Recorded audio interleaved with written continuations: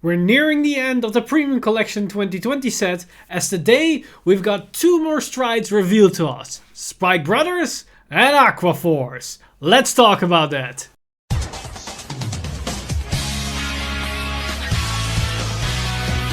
Stand up!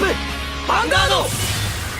Hey Cardfighters, welcome back to another extra edition of Cardfight Update, and today we've got yet again a Premium Collection 2020 Cardfight Update. As today we've got two new strides revealed to us for the card of the day. So without further ado, let's jump right into these new strides for Spike Brothers and Aqua Force, as they are very interesting and have a lot to say about themselves, because these skills are quite unique and have a lot of different sides to them. And we're going to start off with the stride for Spike Brothers, as we have Great Hero, Villain, Verminus. And Verminus' ability is Auto and Vanguard Circle. When the attack of your rearguard on a circle with a force marker does not hit, cast Soulless 2, enter the card from your G-Zone face up, draw a card, and call a card from your hand to the rearguard circle.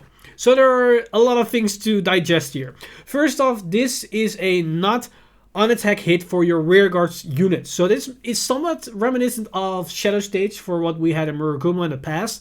And it is also in the same vein that we've seen with the latest Spike Brothers support with Thaddeus and the Bull Spike, that have this same synergy between your rearguards not hitting. If they're on a force marker, you can do stuff. So this is very similar to those cards. So immediately you start thinking of a standard plus build here. But besides that aspect, it also allows Spike Brothers to do something that they hardly could do at all. And that is multi-attacking without minusing, as this card allows you to call a card from hand to the field, but before you do that, you draw a card, which basically means you will not minus on hand. And in the past, with all the old strides for Spike Brothers and with their whole charging support that they got in the G-era, usually when they multi-attack, they need to waste cards from hand, so they act effectively minusing for extra attacks. This card circumvents that completely.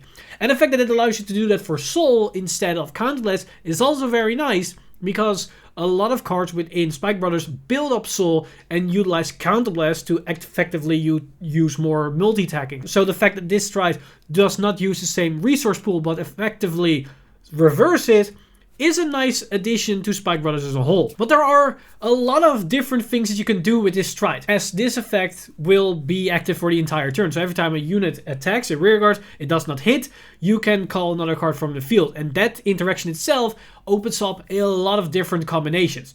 The easiest things to think of is, of course, charging. It could interact with charging as the charging unit. When it does not hit, you can put it to the bottom of the deck, and then the rearguard slot with the force marker opens up, and you can call a unit onto that circle again without needing to call units on top of each other. But you can utilize other effects like the standard cards to achieve more pressure on your unit itself, because it does not state that you need to call to an open rearguard circle, so you can still call units on top of each other, which allows you to do all kinds of crazy extended plays. And of course, the major thing that comes to mind with force markers and being able to keep attacking while your opponent's not hit is that you can loop this to almost infinity if your opponent's at 4 or 5 damage. And the reason why I say 4 to 5 damage is because you can either use force 1 or force 2, and with force 2 you can do all kinds of crazy things, because if you play a more aggro build, you can rush them to 4, then stride into this unit and basically keep hammering onto your opponent until either their defense runs out or your soul runs out, which one will go first. And you have a lot of options to fill out your souls midway. And two key cards that will come to mind with the standard plus variant of this build is Spike Bouncer and Thaddeus. Spike Bouncer allows you to put it into the soul at the end of the battle for a counterblast, and you draw a card, which gives you more options to call units to the field. With Verminus, so it allows you to hit more targets, and it opens up the circle itself, so you don't have to minus, and effectively you start the plus of it. And the second card of the standard plus build is Thaddeus, because Thaddeus can basically go for even more damage, because if your opponent's at 2 damage, you can attack with the force marker unit. Then maybe they take the damage, so you cannot multi-attack, so they go from 2 to 4. and then you can utilize Thaddeus to move the force marker underneath him and basically start the combo from there, as your opponent is then forced to block that unit, but if they block the unit, you can extend to that attack and go beyond. So this is a very interesting stride for Spike Brothers, as it can either be utilized for a mid-range effective option, it can be utilized for a early game potential, and might even be a great finisher in late game, or even when you finish up of your aggro plays that we've seen with standard plus builds with all the clans across the board. But of course, I cannot do this card completely justice, as I'm not a Spike Brother competitive player, I'm not an experienced player of the clan, and there are endless combos within Spike Brothers, so I highly recommend you guys to check out Harv from Team Crushing the Meta, as he has all the information you need to know about this card, and we'll probably do a video later this day on his channel, so check out Crushing the Meta if you want more information about this card and all the crazy combinations that you can do with him. But from the Spike Brothers stride, we go over to the new Aqua stride, which is this dragon, Blue Storm Steel Dragon, Jumbolt Dragon. And it has two unique abilities, which somewhat reminiscent of a standard plus build, but at the same time not really, as its first ability is Auto Vanguard Circle. When placed, look at the 7 cards from the top of your deck, call the 2 cards from among them to the rearguard circle as rest, and shuffle your deck. So this is on place, check sub 7, call 2 rest, so it's a free +2, which is nice for Aqua Force, as they rely on a full field or rely on pieces onto the board, and they might not always have all the cards in hand, so this way they relieve the stress on their hand a bit with this effect. Sadly, it calls it in rest, so you cannot utilize any actual cards in Aqua Force whatsoever, as you cannot restand them on themselves. Something like a Tidal Assault or Algos or whatever cannot restand it because it's already in rest.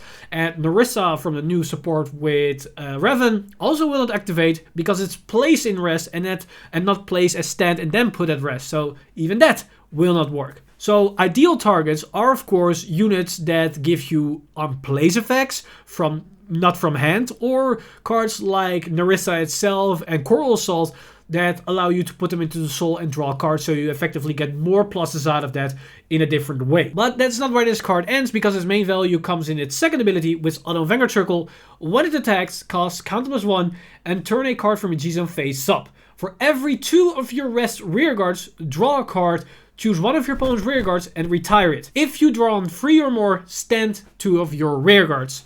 So this is actually where the main value lies, as this card could, on attack, give you potentially 2 extra attacks, but if you get those 2 extra attacks, you draw into 3 cards and you retire 3 cards from your opponent's field.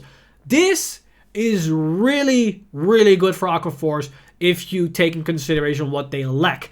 The biggest problem for Aqua Force in general is they are reliant on key pieces. They are reliant on flooding the board and keeping the board filled so they can do their stuff.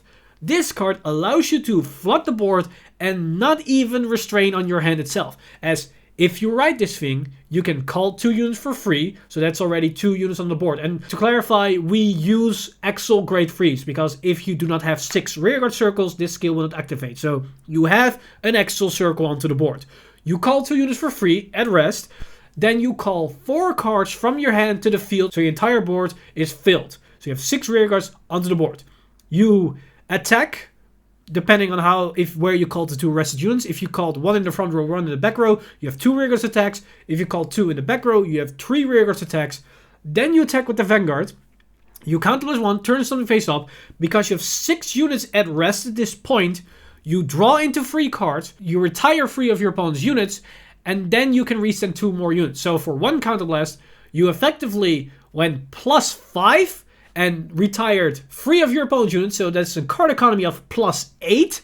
And you can effectively attack for 6 times. 5 of rearguards and 1 time of your Vanguard. And that's without any card like Tidal Assault, Algos, or whatnot that can restand itself to achieve even more power. And if you call something like Coral Assault and Arista, you can draw into more cards, so your hand just went up. So this is basically a very solid first stride option, as most of the first stride options for Aqua Force are pretty lackluster. We had Valios, but that's a call 2 from hand and drawn 2, but you call probably on top of your unit, so it's not really that effective. And we have, of course, the old GR that is Alexandros, that gives +5k to 2 units when they restand.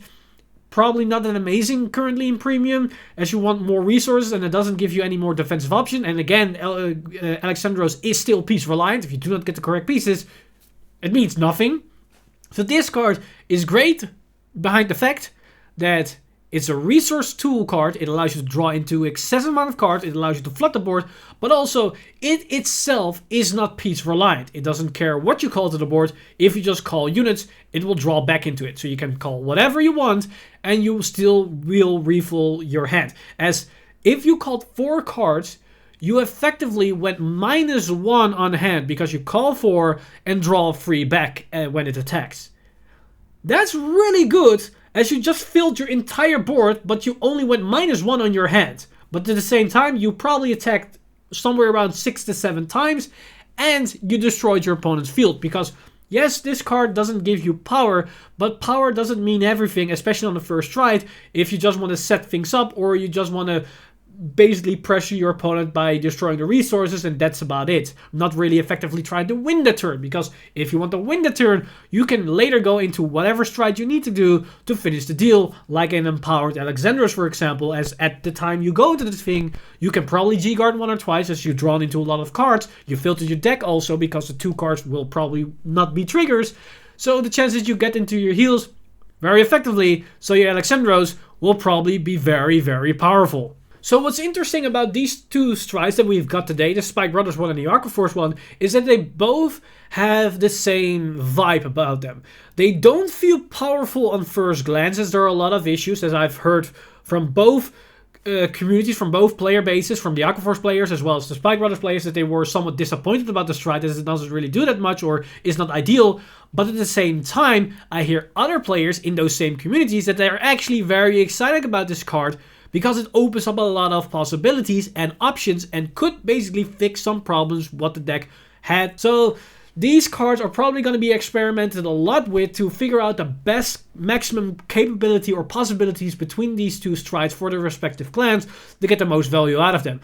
And for Spike Brothers, I definitely once again will advise you to check out Team Crushing the Meta to hear Harf Hayawi's explanation and his insight about this card, because he probably knows best what that card can do about any Spike Brother player in the whole community. And that will wrap up the second to last Cardfight update that we're gonna talk about the Premium Collection, because now that these strides are revealed, there are only 3 more cards to be revealed for Premium Collection 2020.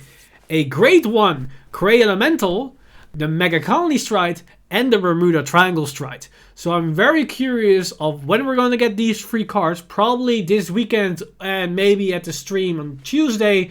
So we have to wait to see if we maybe get all the cards in rapid succession, or if they have one big reveal to wrap up the Premium Collection 2020 set, as the set will also drop very, very soon in Japan. But that's basically all for me today. Let me know in the comments down below what you guys think of these new strides for Spike Brothers as well as Aqua Force, and all your ideas and possible combinations and interactions with the vast supports that we've got for these 2 respective clans. As always, this video has been brought to you by our lovely patrons over at patreon.com/Vanguard Insider. You guys are amazing. If you do want to support the channel or everything that's happening on the channel, then head over to patreon.com/Vanguard Insider and become a patron today. But with that said, I'm Mr. Timeleap, and I'll see you guys in the next one.